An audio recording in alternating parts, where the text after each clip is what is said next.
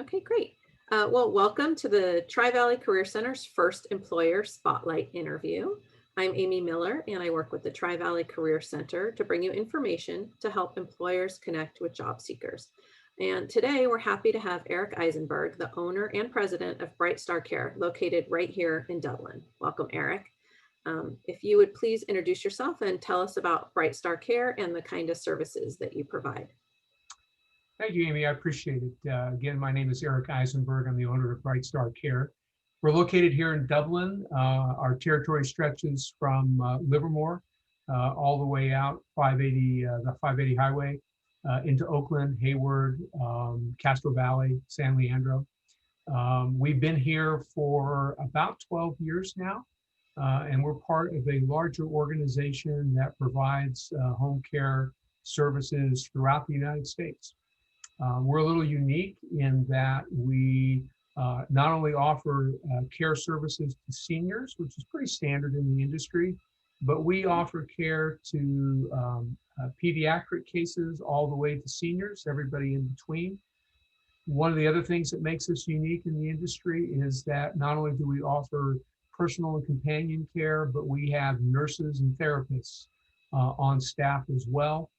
And then one of the things that we're really proud of is the fact that we're Joint Commission accredited, which means that the same people who do accreditation for hospitals have given accreditation to Brightstar Care. It's one of the things that we require all of our Brightstar offices to do. And it means it's just another way of demonstrating to people that we offer the highest care in the industry. That's great. And what are the positions that you're looking to fill? And can you give a brief description of each, a little bit about background that you're looking for, and anything else you'd like to share? Absolutely. I'll start off with our more trained positions. And by that, I mean, we have RNs and LVNs on staff. And of course, if you're an RN or an LVN, you're required to go to school and get your training. You need to graduate, you need to become an RN, you need to pass the test. LVN's the same thing, it's just different training. For both of those positions, because we're out in the field providing care in people's homes, we require that those people have at least a year of professional experience outside of home care. And again, if you think about it, it makes sense. If you're a home care provider, you're probably going to need a lot more training, a lot more reps that you would get in a facility, a hospital or a nursing facility. For our caregivers, we also like them to have a year of experience. And then we also have a position that we've had for the last couple of years that we call a caregiver trainee. And typically this is for people who don't have a year experience of professional caregiving. But what we're looking for are people who probably have some sort of either personal background, caring for a loved one, grandmother, mother, a spouse, whatever, or somebody whose volunteer experience might suggest that they have what it takes to be a caregiver. And in that case, we will then train the caregiver trainee and put them through some training both in the office, out in the field. We have videos. There's a lot of ways for us to train. And then we always put trainees out in a situation where they're doing some job shadowing before they're left by themselves with a client. So those are really the four positions that we're looking to fill. Okay, and so you answered a lot of my questions about training and professional development. Is there room for growth in your organization? Yes, there is. So if we think about the different kinds of positions, one of the things that we do, if we just think about LVNs and RNs, we are constantly training our team. So we have people who come to us, for example, who may never have done an infusion before. And we'll take those people and we will train them. We will allow them to job shadow. One of the things that's really great about working with nurses is they are very, very curious about learning new things. And so we like to train people to do new things, and we look for employees who have that curiosity. And so we're constantly doing training for our clinical team. But that also applies to our non-clinical team, which is our caregivers, CNAs, and our caregiver trainees, where we're doing the same thing for them. We are allowing them to job shadow so that they can learn how to handle different kinds of cases. We have videos, and in fact, we pay our caregivers if they want to go online and access our videos. We will pay them to do that, pay them to improve their skill set. And so we're constantly looking for people who we can take from knowing how to handle one kind of a client with one set of issues to a different type of a client. So for example, if you've never dealt with somebody who has dementia, there are a lot of things that you need to learn and understand about how to care for somebody with dementia. Imagine. And so if you come to us as a caregiver, those are the kinds of skills that we'll provide you with. In addition to Okay. that, Oh, go we ahead. have, Sorry. I'm sorry, yeah. So we also Go have ahead. roles which we refer to as care specialists. And so you can start out as a trainee, become a caregiver a specialist, or a care specialist, which allows you to go to all kinds of different clients. And so we do those things to allow our team to advance. And sometimes those people will come into our office and work inside. And in fact, there are a lot of people who started out at Brightstar out working, providing care, who come into our office and become a client care manager. And in fact, our director of nursing started out as an RN working for Brightstar Care, and then she was promoted to director of nursing. So we really like to develop and promote from within here. That's great. I guess so. If I was someone who was interested in a career change, which we've got a lot of people that are interested in transitioning into an entirely new field. I heard you say a year of experience, some personal experience, but maybe I don't have that, but I still love people and want to help. Would you still be open to having those people apply for a position? Absolutely. Okay. And the way we're looking at it right now is we understand that in the middle of a pandemic, there are a lot of people who are out of work right now. These are people who work for years, maybe in the hospitality industry, working in restaurants, working in retail. Mhm. And those are all interesting backgrounds for us to take a look at. And really what we're looking for are people who have demonstrated that they have the kinds of skills and aptitudes that we're looking for. So to be successful as a caregiver, first and foremost, you have to have you have to be able to demonstrate to us that you really care about taking care of folks. And Of you can course. demonstrate that in a lot of different ways, but first and foremost, that has to be apparent. Number two, um, people skills. I know this sounds kind of silly to point it out, but in our business, really being able to understand the people you're working with and what they need from you. Again, if that's something that you can demonstrate that you have an aptitude for that, then we're very interested in talking to you, because a caregiver will go into somebody's home and they'll need to understand how that particular client needs to be cared for. Some clients need you to be very directive and tell them exactly what you want them to do. Some clients don't respond to that, and they are looking to tell you what they need, and you have to be able to respond to that. And to be able to read the room and understand what your client needs from you is really important to being successful as a caregiver. And then I say this, and again, it's one of those things that it sounds like it goes without saying, but it needs Mhm. to be said, and that is dependability. In our industry, in our business, it's very different than if you work in retail, right? If you don't show up for work at retail, well, everybody else who showed up is probably going to work a little bit harder that day. If you don't show up in our industry, then somebody goes without care. Or somebody who was going to go to work that day has to stay home and care for a loved one. And so dependability is really, really critical. And we like to have people demonstrate to us that they have a track record of being very, very dependable. And so those are the three characteristics. If you don't have experience in the industry, but you can demonstrate to us that those are all things that you're good at, we want to talk to you. That's great. And this is more of a specific question, but I guess what if you have an employee and you have them assigned to a client and it's not necessarily a good fit? Does that mean they lose their job, or do you have some protocols, and how do you work with that? Yeah. So, in a way, that's probably one of the most important things that we do. is to make sure there's a good fit between a client and a caregiver, or a client and a nurse for that matter. And it happens. We get phone calls from clients who say, so and so just doesn't seem to be a fit for whatever reason. I mean, it could be something as silly as there are a lot of cats in the home and the caregiver doesn't like cats, or I mean, there's a lot of reasons why there couldn't be a fit. Sometimes it's just personality. And we've got caregivers who we just think are the best, and we will send them into somebody's home and we'll get a phone call and the client will say it just doesn't seem to be a fit.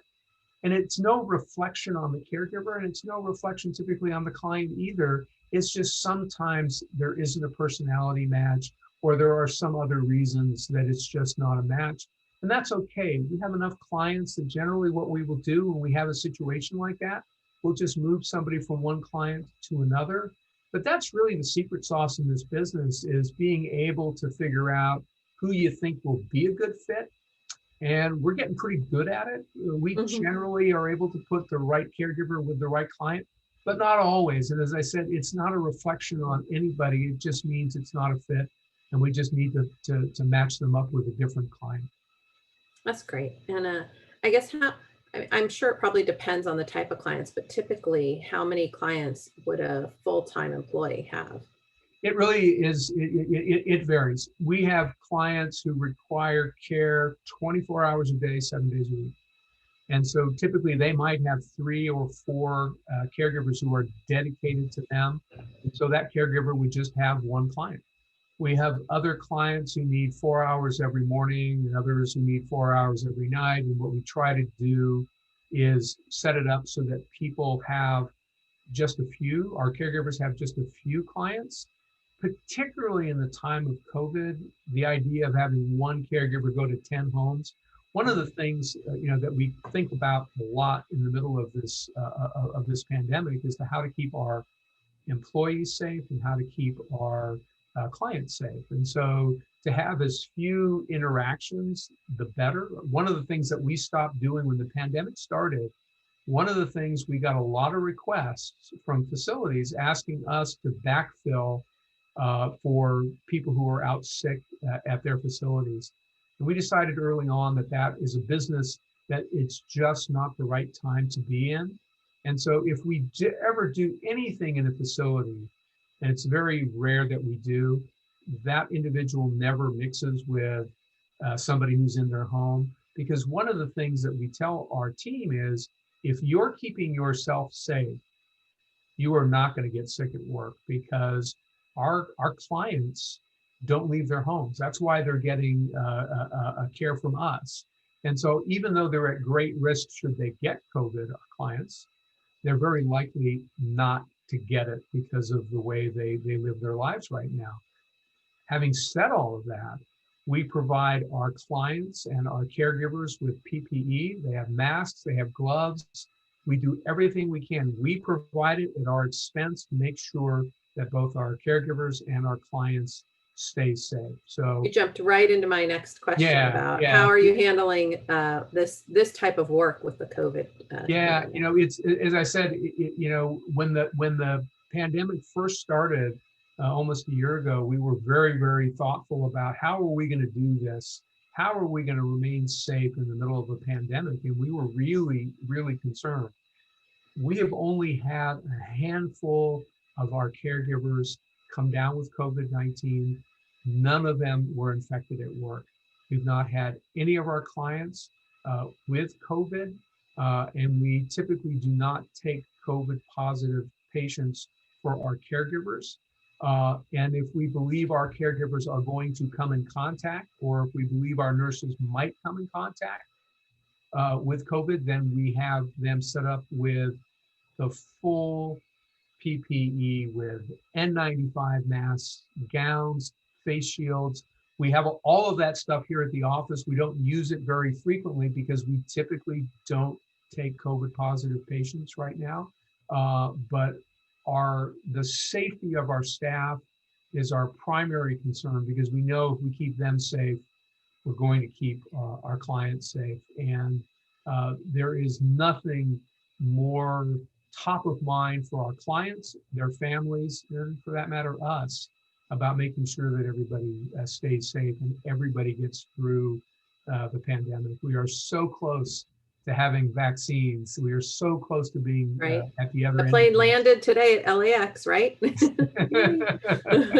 I hope there's a parade Yeah, right. as they take the vaccine off the airplane, because it's really, it is the way we're going to get through this. I agree.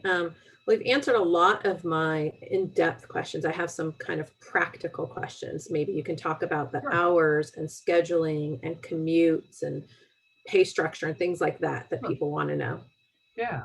However, So whichever order you want. yeah, let me just sort of jump in, and if I forget something, remind me. But let's start with Okay. compensation. So our compensation is a broad range. And so we start people who have no experience as caregivers. We start them off at $14 an hour, and our pay scale goes up to $20 an hour. And it's all based on what experience they bring to the table. We have a lot of benefits that we offer our team, things like paid time off. We pay them to train.